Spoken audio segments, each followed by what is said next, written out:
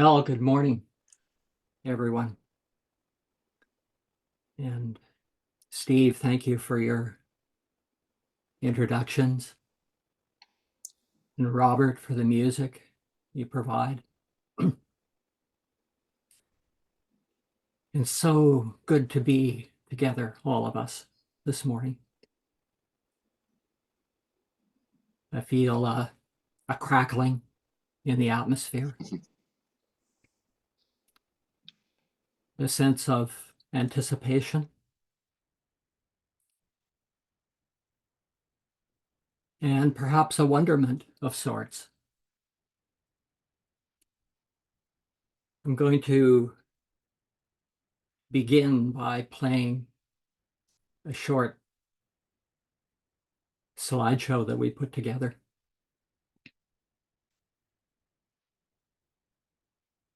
But I want to first read these words from Ezekiel 43.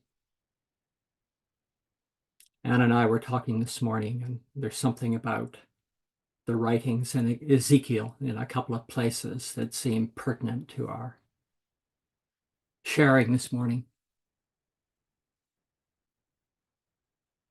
And over the last several weeks, actually, and leading forward into the future. So this is what Ezekiel had to say.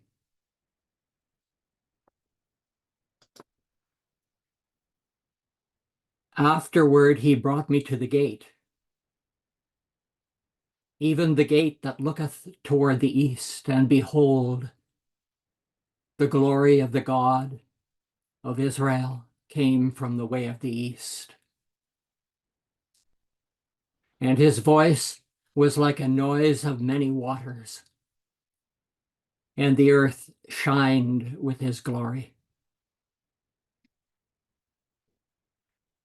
And the glory of the Lord came into the house by the way of the gate, whose prospect is toward the east. So the Spirit took me up and brought me into the inner court. And behold, the glory of the Lord filled the house. This is the law of the house. Upon the top of the mountain, the whole limit thereof round about shall be most holy. Behold, this is the law of the house.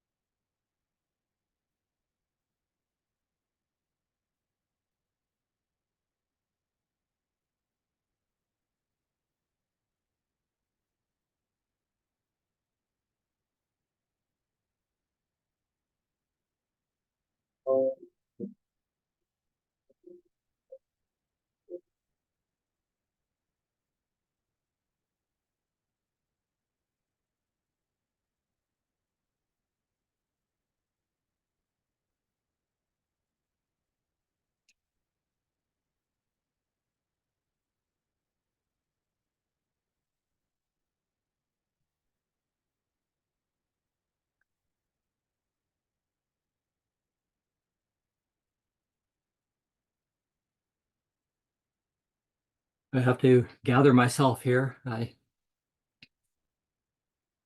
always deeply stirred anew after I look at some of these images and hear the music and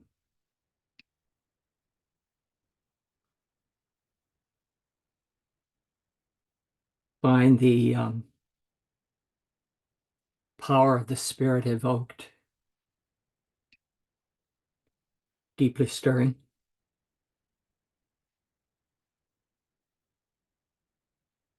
About 2 years ago,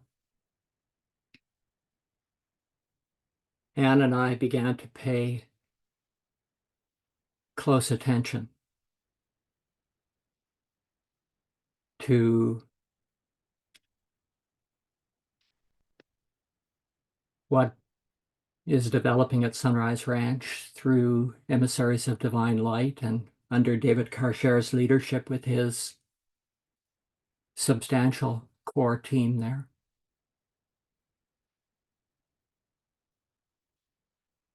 And began reading material and watching carefully. And she came to me and she said, I think you need to pay attention to some of this. It's getting clearer and richer. And it certainly correlates with what we feel we're doing and with what we observe and experience is happening through many other colleagues and friends. Something new. I kind of ignored it for a while and got to a point where I couldn't. And said, you better take another look here. So I did. And I'm talking about basically the spirit of the word in expression through people in a particular location that we're all familiar with. And I opened up a correspondence with David Karcher about 1.5 years ago. And it was based on our love for the word, my love, open expression of that, familiarity with the record left to us by Martin and Yolanda. I wasn't trying to connect with an old friend. I hadn't seen David since 2003, 21 years ago now. but a regular pattern of communion in the current developed. Wasn't based on an interest in visiting Sunrise Ranch and socializing and hanging out and sort of looking at it from afar, but of welcoming a rediscovery and a connection with an angel friend I discovered.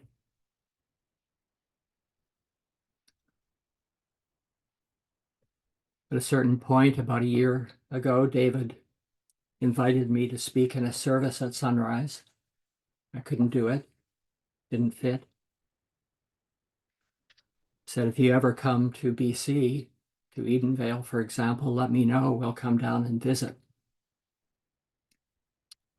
So he did, and he said, I'm going to be here for a week. Again, it didn't fit. It was midwinter. And then in June, he said, I'm going to be in Kelowna, which is about 90 miles from where I live. Can you and Anne come down and have dinner with us? So we did. Met in Kelowna for 3 hours of walking and sharing a meal. Not a lot of words shared, but sitting close together, feeling the heartbeat and the current of the Spirit passing between us. Hands on one another's shoulder, looking each other in the eye, letting everything be made new.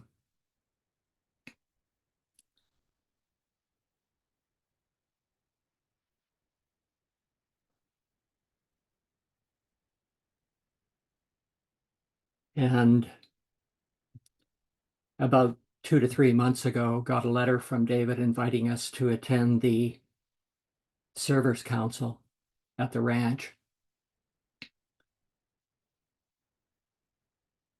entitled Sharing Attunement with the World. That was the focus of orientation for the council, sharing attunement with the world.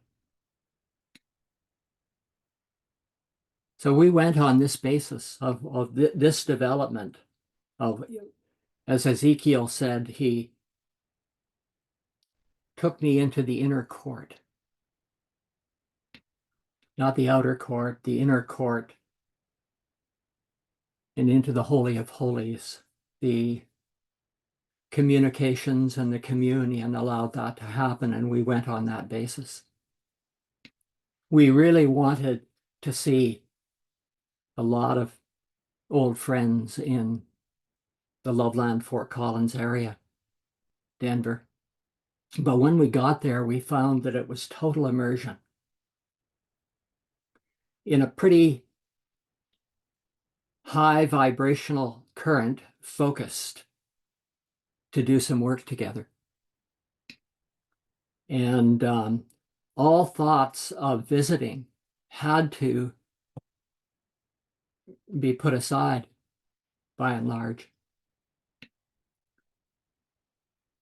in order to fully engage with the opportunity that was present in that council. And of course, being on the most wonderful land we call Sunrise Ranch for the first time in 21 years. Deeply moving. Some of you live near there and it's familiar to you, but for us, it's been a while. I don't think it would have been as significant if we hadn't been there and invited to participate in this council, because that allowed the voltage to increase and the enlivening current moving through the mind, the heart, the central nervous system, brought a sense of alertness and keenness to see and hear and listen new.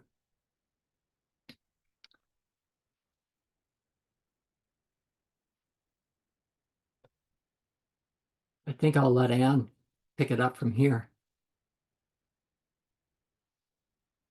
And we do have a few video clips to show after Anne is finished speaking. Anne.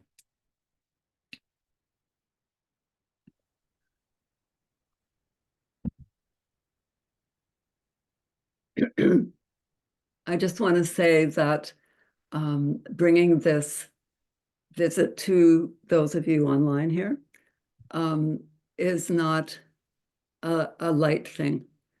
It is, I feel very much the potency that is available in the substance of everyone here, deeply honoring the ones you are, and what we have done together, what we are doing together, and then bringing this experience to you is like I recognize a very sensitive and requiring some real spiritual perception in order for us to share at a level that we all love and that we know. Some new factors, some old factors made new. And I just want to say that I hope we can do that.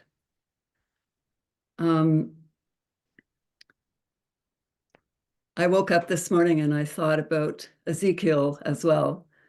His words about them bones, and dry bones. I think when we lived there, Grace actually used that story in a service that she gave. And it's interesting that it popped up this morning as a way to describe what happened for me. I think you know the passage, but I'll just give you a little reminder. Thus saith the Lord God unto these bones, behold, I will cause breath to enter into you, and ye shall live. And I will lay sinews upon you, and will bring up flesh upon you, and cover you with skin, and put breath in you. And ye shall live, and ye shall know that I am the Lord.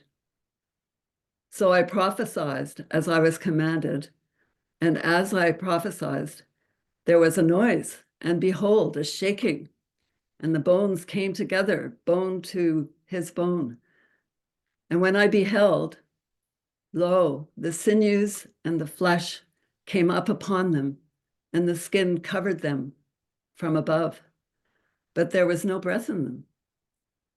Then said he unto me, prophesy unto the wind, prophesy, son of man, and say to the wind, thus saith the Lord God, come from the four winds, O breath, and breathe upon these slain, that they may live. So I prophesied as he commanded me, and the breath came into them, and they lived, and stood up upon their feet, an exceeding great army. I had the odd experience of returning to Sunrise and seeing the actual design that's there, the original design that was there when I lived there. It was there in 2000, 2003. But I didn't see it then, not like I see it now. There's been a process that has gone on at Sunrise that is akin to what I just read. And as the flesh and the sinew has been laid on the bones in a clean fashion, maybe you might say after a fast, it's now showing its true structure, just like a face, shows the structure of the bones underneath in a new way. So I wanted to give you just a little feel for what it was like to enter into this particular place on earth. It was, and I'm going to speak in parables and symbols because it was truly an experience at a spiritual level. But I will be experiencing earthly things. But I do that to show you what the spirit is behind it. So the immediate experience in coming into Sunrise was that it was pared down. There was a stillness that was present. And I felt like I was entering into kind of a timeless space that I needed to immediately drop at the gateway any memories or concepts or even my life here. And I needed to just go in and be really present in that space. And that space was requiring that. It was asking me and requiring that I go into it in a totally innocent, open way. And when I entered into that timelessness, I understood as time went on why I was feeling that kind of presence. So back to just describing some of the physical features of Sunrise Ranch right now. The pavilion, for instance, is very well kept. They've done renovations. It's clean, it's tasteful, it's orderly, it's well cared for. And that included the living room, the dining room upstairs. Very, very tasteful is something I would say. The downstairs portion, which is the green room, which is where the council sessions were held, has also been renovated. They've put laminate throughout, and it's clean and cheerful and bright. And they've been able to extend the green room out into the outdoors so that there's now a terrace surrounding the perimeter of the green room,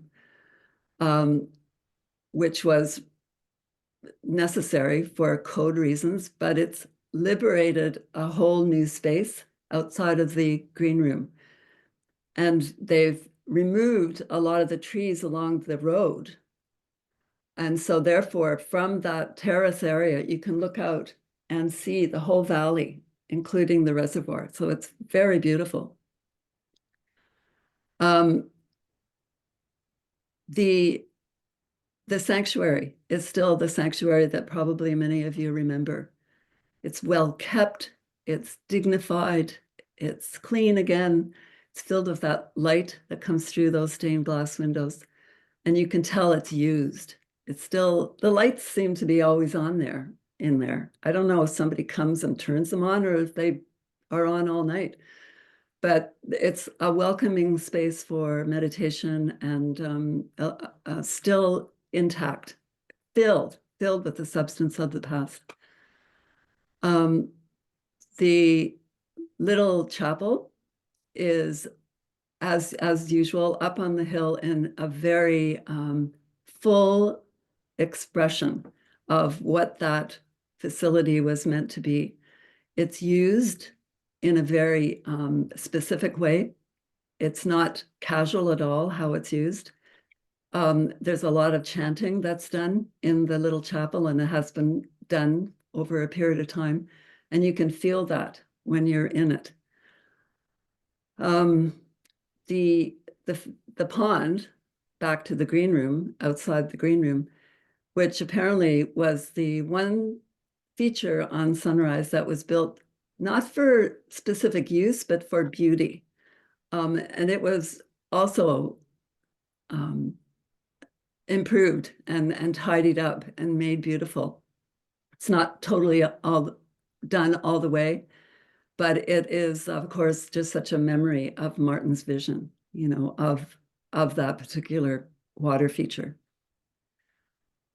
The older buildings are a little rundown. They are a little scruffy, and everyone's aware of it. They're on the list, but it was first things first, and so they've slowly been doing that.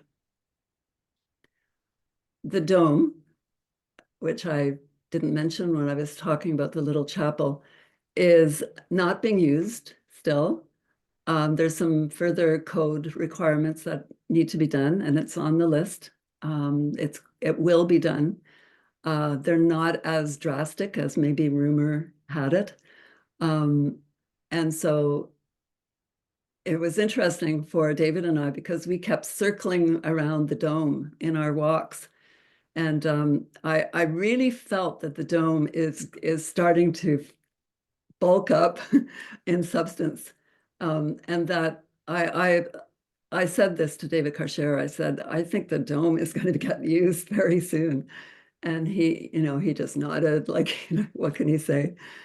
But the dome, of course, is such a symbol of what actually we were speaking of in the sessions. So the people, I want to describe the people that are there. Roughly, and this is, not exactly the right way to say it, but there's the older folks and then there's the younger folks. The younger folks are not so young. Some of the, quote, younger folks are in their 50s, and some of them have lived there for 13 so years. A lot of them were welcomed by people who are right here on this call. You welcome some of these people to Sunrise, and they are there, and they are all fully given and working hard. The tone of the people is lively, animated, humored, but there's a dignity, there's a purpose, there's a seriousness in how these people walk through the property that it really impressed me how they belong there. That's what I guess what I can say. They are honoring what's there. They are very cognizant of the fact that much went before they arrived, and they frequently refer to it, refer to thankfulness for those who came before. This was a refrain we heard a lot. The sessions themselves, which were the council sessions held in the green room, were facilitated by the inner core, which included the trustees. The trustees, I hope I can get them right. A man named Oren, you maybe know him, and I'm going to just say first names because everybody has a very complex last name. So Oren, Howard, and David are the three males, and the females are Jane, Kiahi, Marilyn, and Annalise from South Africa. This team, the trustee team, work very closely together, very unified, and moving with the leadership that's provided and sharing in that leadership. The next kind of expansion beyond the trustees are those who facilitated the sessions, and notably a woman named Cease, who runs the attunement pattern, a quote, young man named Gary Goodhue, whom many of you know, who is a very talented speaker. He was trained in metaphysics. He comes, he can speak extemporaneously just at the drop of a hat with high power, which you're going to actually hear in the clips that we're going to play. Cease, who is able to conjure up a sacred atmosphere. She is a trained minister in another church format, New Age type of church, and she brought that skill set into Sunrise, and it has been turned over to the Lord, turned over to the mechanism that is operating, the body, the functioning body that's operating out of Sunrise. And there are other ones. There's a woman named Bex who also is a young priestess. So those are some of the younger types. And then there are the quote elders of the community who are like the ballast. They're present. They are given to the work now. They are able to easily move with it. They speak with their own authority, like Bob Ewing, Diana De Winton, John Flood. They're all very present and part of the whole configuration. The sessions themselves were run flawlessly. I mean, they had little glitches, that would happen, but then somebody would pop up and fix it like pronto. They're all technically very savvy. The pacing of the sessions was extraordinary. They really kept it moving, and a lot of variety. PowerPoints were used frequently. So you had the visual input as well as the spoken word. And it really worked. They also did a lot of small groups, which were very interesting because in those small groups, I just have to tell you, the word was getting spoken. Like they were small, but they were very deliberately led by either a clip from Yolanda, perhaps, and then something extracted by one of the core people, one of them, Maria Seamus, who is brilliant in terms of understanding the word and how it can be articulated. So the small groups were very effective. All in all, what I saw was an organism, a living organism at the core of Sunrise, which is pumping the word, pumping bloodstream blood into associated organized facets of the one organism. The feedback loops are ingenious, how they feed back into the center. And I have to say that I could see that the leadership was always positing a further vision, always a little more, and that people were open and given to moving with that. So maybe that's about all I will say right now, because now you're going to hear from people who were speaking in the last service that was given as part of the council, like the service on Sunday. We did have another session on Monday, but you'll get a feel for the range of expressions. No, it's not a cookie cutter happening. These people are themselves, and yet they all speak in one tone. It's very fascinating. The day of Pentecost came to mind. In fact, somebody used it, where there were different languages used, different ways people express their own personal spiritual reality. But when it was expressed in different ways, everybody heard it in their own language. Everybody heard it making sense to them. So there was a unified understanding.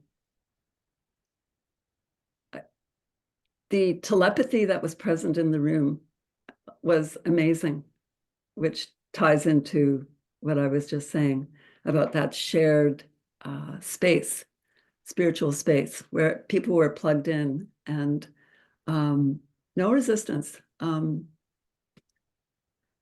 So now, David, I'm going to turn it over to you to run the clips. I hope All the right. video comes through. Well, we'll cut it a bit short because we don't have as much time as we thought we have for, but it is important to share a few of these clips of our friends speaking in service. They are us, we are them. I and thou and me, doing the one great work that we're called here to do together. So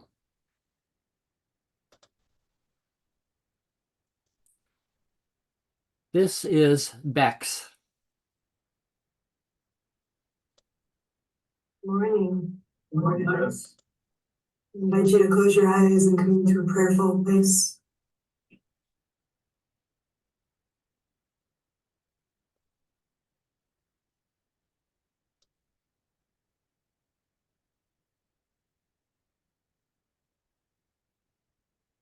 Divine source of all that is, we gather here today at Sunrise Ranch and around the world with open hearts, fully present to your divine reality.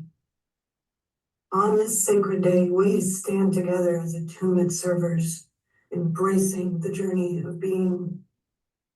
We affirm that we are alive, not just in body, but in the profound awareness of existence itself.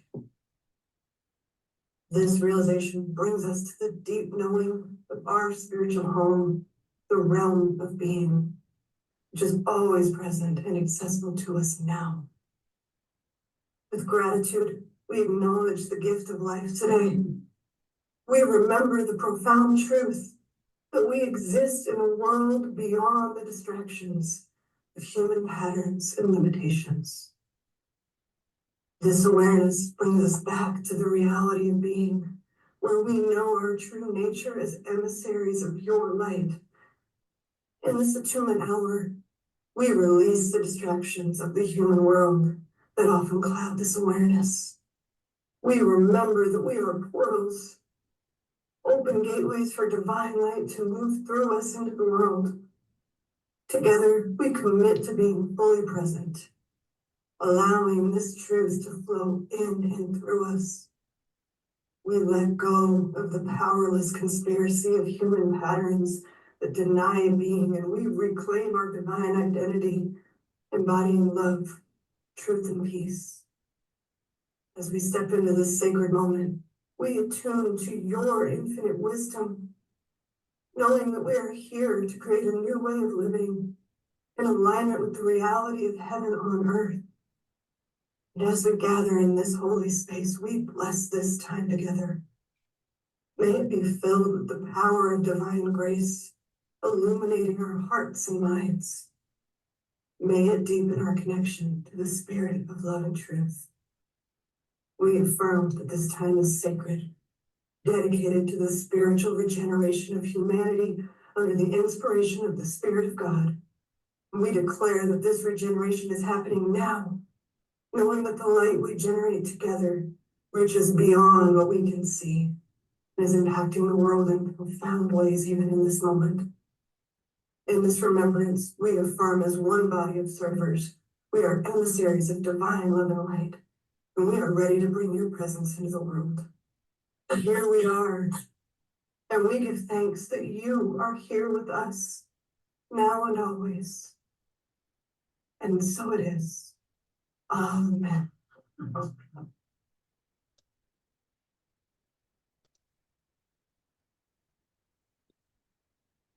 Now I'd like you to meet Gary Goodhue, a prince of the spirit. These are words by Martin Cecil from December 13th, 1987. Excerpted from a piece called EBL, The Door. A door has indeed been opened in heaven. I'd like to say a word about this in connection with the name, Emissaries of Divine Light, or in abbreviated form, EDL. Many people talk about EDL without really knowing what they are talking about. I would suggest that EDL is a door. There are many fancy doors to great buildings in the earth. There were massive doors opening into the Cathedral of St. John the Divine in New York. These are brass doors, and we were told it took 12 men to open them. One may stand outside the cathedral and look at the doors because they are so massive and because they are made the way they are. They may appear to be very impressive. One may be in awe of the door. One may also examine such doors critically. There are those who may think they should have been designed some other way. I'm still speaking about these massive cathedral doors. But if we turn to EDL and recognize that here is a door, then indeed there may be something impressive about the door. Or there may be those things to which observers take exception. Even those who are associated more closely with EDL have been known to assume a critical attitude towards the door. A door is useful because it can be opened. It is most useful when it is scarcely visible. One can then move easily in and out of the door, through the doorway, which was previously blocked by the door. Would it be helpful if Emissaries of Divine Light changed its name to the East Gate, for instance? If a person really begins to recognize that EDL is a name given to a form which composes a door capable of being opened, then there might be less concern about the design if one accepted the fact that its value is in being opened. And when it is open, it is scarcely visible at all. It is only visible, and therefore subject to human judgment, when it is closed to the person who judges. There would be no judgment at all if it was open, because there would be no door apparent, just the space through which there might be movement back and forth. As above, so below. This is a phrase you might have heard. It's a hermetic law. It's called the law of correspondence. What it means is that there are operating principles that exist at the higher levels of reality, and those replicate throughout creation. And so what is true in the macrocosm is true in the microcosm. There are certain laws which govern creation at all levels of reality. And so also as below, so above. This is why metaphors work so well in explaining spiritual concepts.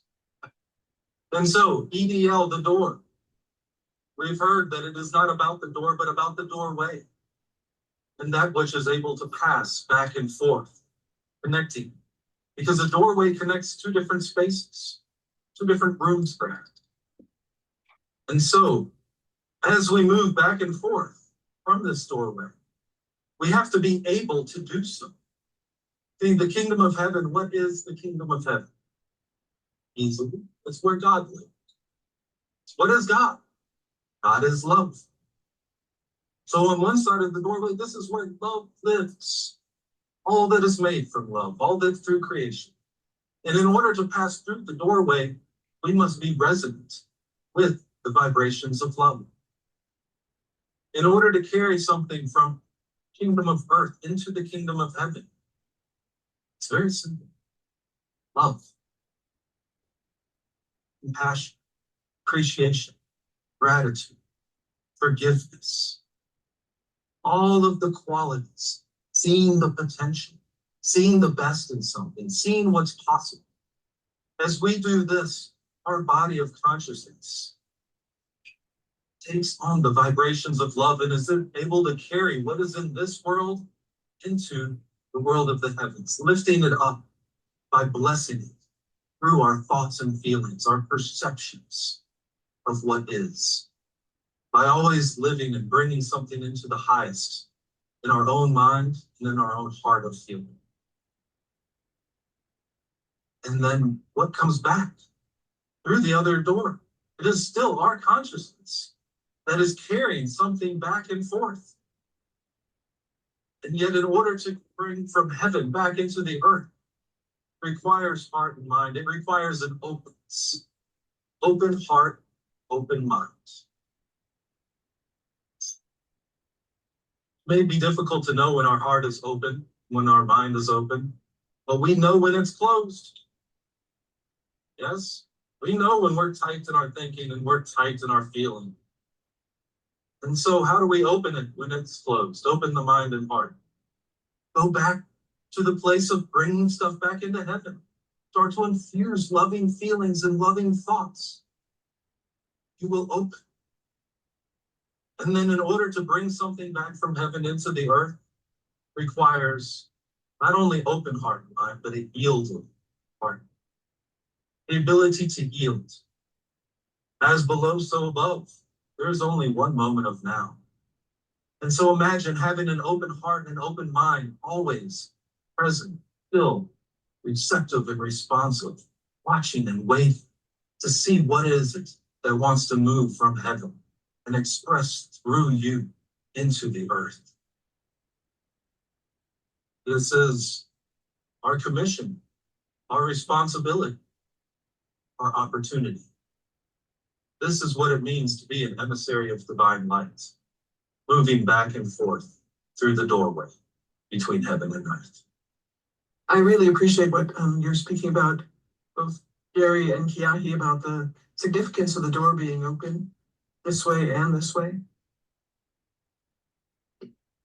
I love that we got to sing "A Door is Open in Heaven," so that the glory, the honor, and the power of God is revealed in man. How else does it get to come into the earth except through man? I mean, it's coming through nature. We all know that it's the basic way in which nature isn't fighting that impulse. But humanity has a choice. We have a choice of whether or not our consciousness will keep that door open. And not just keep it open as though space is moving through, but spirit is moving through. And through what vehicle? I mean, are you the door? You're not just getting out of the way so nature takes over. You are the means by which the radiance of this power gets revealed in the earth, uniquely through you. I had a celebration of my 70th birthday, where I pretty much got roasted. But the beautiful thing was several people were asked to write love letters to me. And I just thought it was so much fun to read the way they saw me, because it was so much really about the way they live their life and the things that are important to them. Some of them didn't sign the thing, so I'm thinking, who could that be? I'm still wondering. One of them had Honour, so I know it was either a Canadian or a European who wrote it, but thank you very much for seeing me as such a beautiful portal for the spirit that moves through.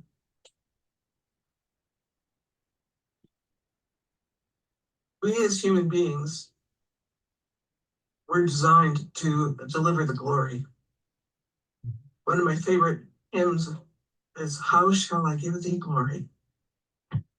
Who art the living God?" How often do we think about the privilege of bringing the glory into the world? Not just enjoying my life, not just avoiding my issues, my troubles. The quote that David used in the Pulse of Spirit this week was from Jesus's words to the Pharisees. You stand in the doorway and don't let anyone in, and you don't go in yourself. So even as we talk about this, you might identify the door, but are you going in and out, letting things go in and out yourself, or are you just standing there? There it is. You're pointing to the door. This incredible organization of emissaries of divine light totally changed my life when it not only pointed to the door, it said, come on in. Not into the organization, come on into the reality of being a human being who's connected to heaven and has the ability to bring it into the earth. I was raised with a lot of structure about what it meant to have a relationship with God, but I had an experience of it. And I loved what Annalisa said not too long ago, that there was an answer given to a cosmic question she had been carrying in her heart. And so when we stand in that place, revealing heaven into the earth, there are a lot of people who have questions in their heart because they've touched what's on the other side and they can't figure out how to be the door and be the one who's the portal, give glory to God. And that's not something separate from our human experience because we're designed for it. Our very flesh is giving glory. Let us enjoy that in a magnified way. And then we start to see the pattern of doing it together. My God. Oh my God. Some of you are going to be going back to your countries or your towns shortly. Is the pattern between us going to be broken? Not by me. This is the pattern, Shekinah, in the world that we consciously get to receive, unite about, and bring. Over to you, Dave.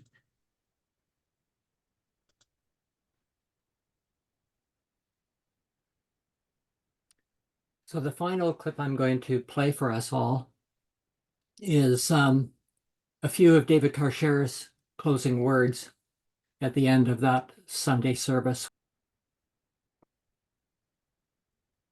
Now, there's a higher wisdom to operate through the feminine dynamic. It takes the yielding surrender of the human being, of us as a human being. No, I'm not here to judge. I'm not, St. Peter at the pearly gates? You come in, you can't come in? No, there's something that ascends, that comes to me. And it's not my job to judge what ascends and comes to me to enter the kingdom of heaven because I'm here. And I'm a doorway for that. Not my job. My job is to be here, to be the door and to receive. And likewise, my job is to allow what wants to express out of the heaven according to its own wisdom, its own determination, its own will, its own creative power. I'm here to let that move without saying it, I'll dole it out to this person or to that person in this circumstance, but not that one. No, there's a higher will, a higher wisdom, a higher determination of what ought to come through this doorway. And as the cherubim at the gate, I'm here to let that happen, and so are you. And all the facets of our lives and every moment of our life, without judgment. In an outer sense, as a part of the adult conspiracy, the powerless conspiracy, we don't know how to do these things. But there's something in us that does know. And we're here to access that. Awaken to it. Learn how to do it even. Teach ourselves. Be taught, because we become a disciple of this. And if you make yourself a disciple of it, you will learn it. And you will be masterful at it. Not masterful because of human conspiracy, the powerless conspiracy. We don't know how to do these things. But there's something in us that does know. And we're here to access that. Awaken to it. Learn how to do it even. Teach ourselves. Be taught, because we become a disciple of this. And if you make yourself a disciple of it, you will learn it and you will be masterful at it. Not masterful because of human determination, masterful in yielding and allowing the wisdom and the power of what wants to come through. And masterful, if that's the right word, at being an embodiment of the Divine Mother who welcomes her children home. Welcomes her children home. We are here to be all of that as a human being, to learn that. And I loved your humble story. Yeah, it's a learning process, is it not? And we might catch ourselves in the act of not knowing. And in that moment, we have a chance to learn and to know. Well, thank you for being here this morning and sharing these thoughts and these meditations together, and for standing in the doorway transparently with the door open, welcoming what should come in to come in and welcoming what should stream out to come out. But of another word, I think it's been used in the science fiction world for the doorway, the Stargate. We're here at the Stargate, are we not, as human beings?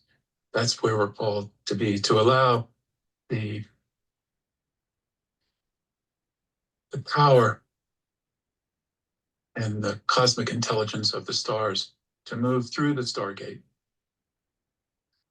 and to receive out of this earthly world what wants to ascend up through the Stargate, so that there's an end to the powerless conspiracy.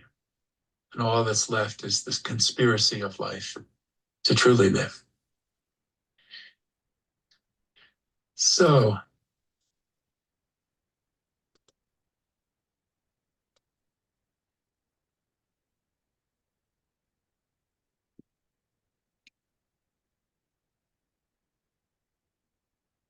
Love one another as I have loved you.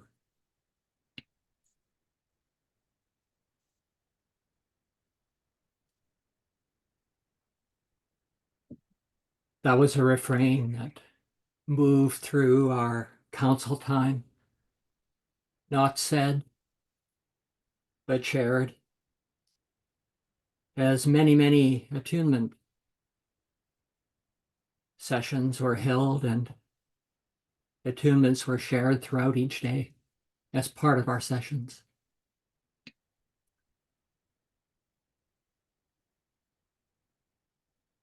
Just before this council, there was a significant attunement gathering in Kansas City. From what I've heard of it, same spirit, same great love for the commission.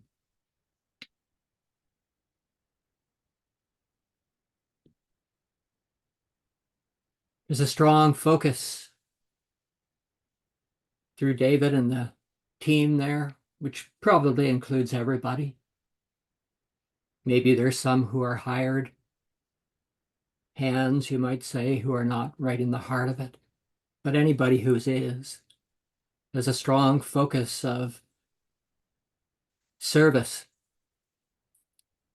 and a desire to serve the hungry heart of humanity, to welcome her children home. There's also, as expressed very clearly through David during those sessions, a need to keenly focus more on what he described as capstone substance and capstone design and formation at Sunrise Ranch, and through the body of people who love Martin and Yolanda's work around the world. Words such as capstone, capstone substance, Shekinah pattern of being, the priesthood after the order of Melchizedek, EDL the door, the great heavenly temple, which is meant to be extended into the earth so that there's one temple with many rooms, many doors, all lit up by angels, by emissaries of divine light, by the nameless reality that I am and that you are.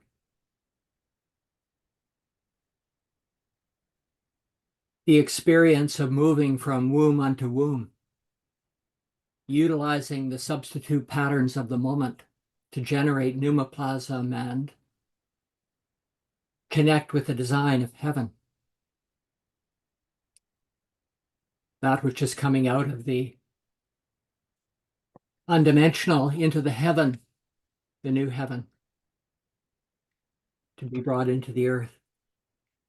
That we must play our part in these substitute patterns and allow our movement and our progress, our growth and development as individuals and as a spiritual body to take us from one womb into the other in this process of restoration. I have to tell you that, and I think probably a lot of you know this already, but David Karcher is quite an eloquent man. He has the ability to really deliver the goods in words. He has the passion in his heart. I never saw him speak ever from a pile of notes, and he spoke a lot during this council. As I have come to love you, I love this man. That's what we're called to do, love one another, and I share that with you. I just flat out love him. I got flaws, I got things that are going to change and transform in me, and so do you. We're moving from womb unto womb, becoming new people as we do. And I wanted to emphasize this in our midst, that I've discovered that David, for example, knows his Yolanda and Martin and Jesus as well as any man on earth, any woman on earth. So he's developed a way of speaking that is unique to himself. And as Anne said, this is not a cookie cutter pattern. All those who have opportunity to speak and present that we met at the ranch also have their developed ability to speak in the current of the Spirit and are doing the work to really know their Yolanda and Martin material. It's not in the background. It's not forgotten. It hasn't receded. It's out front in the life and the expression of all, just like it is with me and with all of you, to bring it into the current pattern of possibility, where the reality of the past that we've all shared together is right present with us, but not the forms. But the reality is right present here with all of us, and we can have the opportunity to move together. And there are many aspects to the one body, and we can see them developing and differentiating in our midst, around us. Various organs and glands and formations of the one body that are taking responsibility for specific fields of function. I want to close by reading a few words that Eugen spoke a couple of months ago.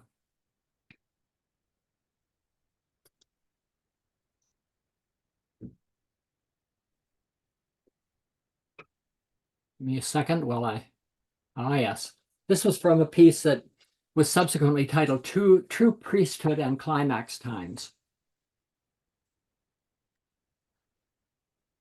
He said, I know it could be a little presumptuous of me to say that perhaps there may be more coming to zero for us to do. If you find it presumptuous, please forgive me. But to zero, we must come. We must come. Only as we are in that place of complete fluidity, at zero, available to respond swiftly, decisively, may we provide the expression of the identity and character of the Lord in the most decisive moments, the climax moments. And I want to be more presumptuous yet. I want to touch on another coming to zero. And this relates to the question, what does the Lord need the most in these crucial times? What does the Lord need most in these crucial times? Would it not be a true pattern of agreement? Not general agreement, not long distance agreement, but close, unified agreement. What stands in the way of it? Patterns of experience, memory of one another that brings weariness. Some of it may be understandable. But what about coming to zero? And I include in this core leaders and individuals in our extended body. How about the possibility of coming to zero? How about canceling debts of the heart? Canceling debts of hurt? Canceling prejudgments? Canceling positions, outer and mental? How about coming to zero regarding one another?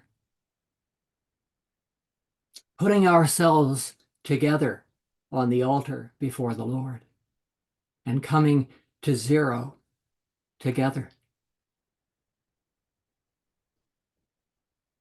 Would this not rejoice the Lord? Coming to zero in such a way that Spirit may have a way, totally unexpected. Well, all climax times have a way of bringing things to zero, and some of it is forced. But the priesthood are the ones willing to come to zero without the stimulation of outer events. Come to zero because of love for the Lord, where all is yielded, all made possible, fluid. Especially one's opinions are yielded to the Lord. True expression in climax times, bringing everything so that the unfettered expression of Spirit may be possible through us. On this anniversary of this ministry, Eugen spoke these words in mid-September. I'm happy to share this consideration with you of the true expression of priests and priestesses after the order of Melchizedek. Those that are willing to come to zero in passionate love for the Lord, allow what usually is impossible to be possible, and thus allow history that otherwise would be impossible to be made possible.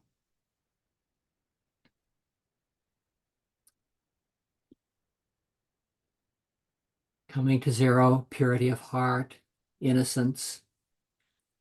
Come as a little child, open to share anew from this point on with one another, wherever we are, whatever groups we find ourselves in. And let the children of mother and father come home through the door.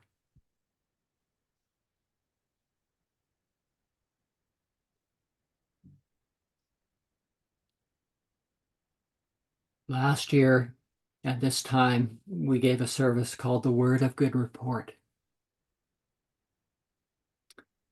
So in a way, this is what we bring today, a word of good report relative to the archangelic body that is forming, that we're a part of. It was a treasure to have Eugen a part of that gathering. He spoke substantially on 2 occasions.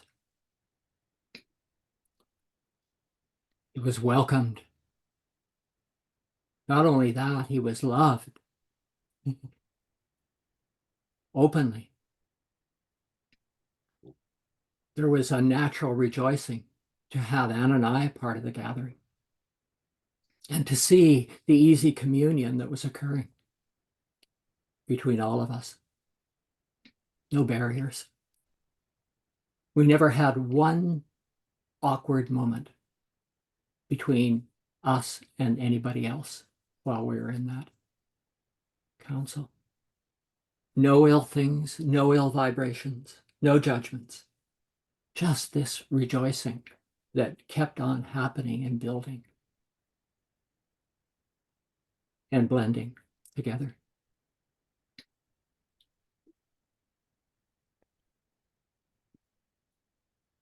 Anne, over to you for some final words.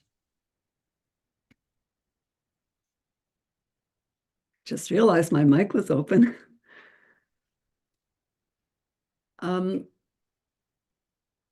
I just wanted also to add in that the sessions did some very deep work with 2 aspects, I would say.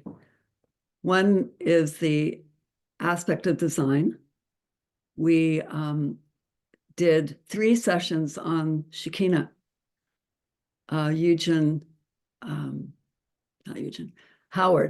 Howard gave the first one, David the second, and Oren the third. And each session was buttressed by small group discussions and listening to Yolanda tapes. So it was a very full penetration into design using the Shekinah pattern. And there was, this was actually understood and seen. The Shekinah pattern above, at a horizontal level and personal level, and below. You could see design happening right there in the room. So we looked at design a lot, and also there was a deep penetration of the actual meaning of love. There is a whole other understanding of love, of course. It keeps revealing itself to us. And David's book that he is currently introducing, and he's going to be in England, called Primal Christianity, really deals with this. Basically, what we're all talking about is actual experience, knowing love, knowing truth, an actual experience that we each have. Not the concepts, not the beliefs, but the actual experience. And I have to say, the place demonstrates this. You can see love, you can see truth right there. So I hope you caught a little whiff of some of the people that are doing this work with us, with you, and very significant to have been there and to share it with you. Okay, David. Yes, and you were all very much present there, and those people knew it. You know, we brought that. And any one of you could be there and have participated in that gathering. And any one of them could be here Gary would love to come and participate in a session with us. So would Howard Goodman. They're aware of it. Gary's been reading The Great Cosmic Story for over 10 years. He's lived at the ranch for 13 years. Howard's been a part of things forever and forever.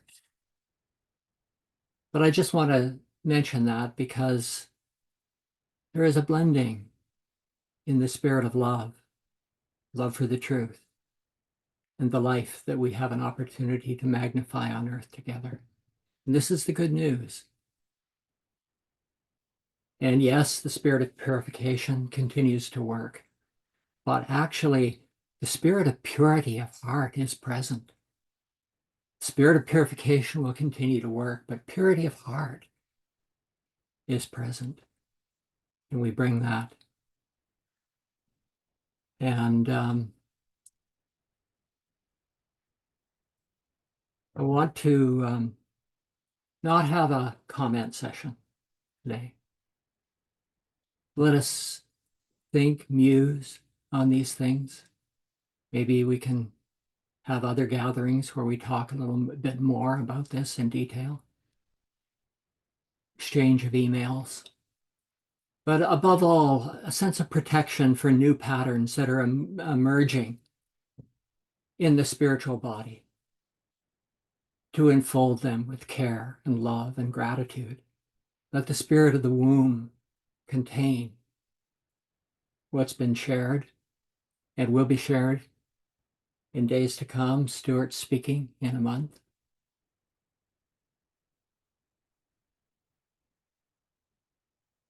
But the protection of new patterns that are emerging through those who are forming the capstone aspect of the spiritual body, which must include the whole pyramid at some point. How that will happen, we don't know.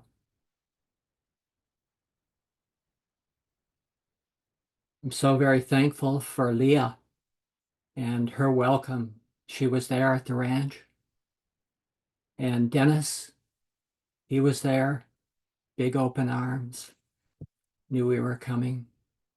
Carol, in various ways, traveling with us vibrationally and exchanging emails and whatnot. And Susanna every day, providing a pattern of attunement and love and care. And Steve and Carol and Robert and Terry, and I could go on and on, Alan and Myra. Wanted to visit with Greg, we didn't have time. We did squeeze in a visit with Shirley and Ron for about 45 minutes, I think. But we moved with you and you moved with us, and there was a pattern of enfoldment and attunement all the way, and we were held in that safety.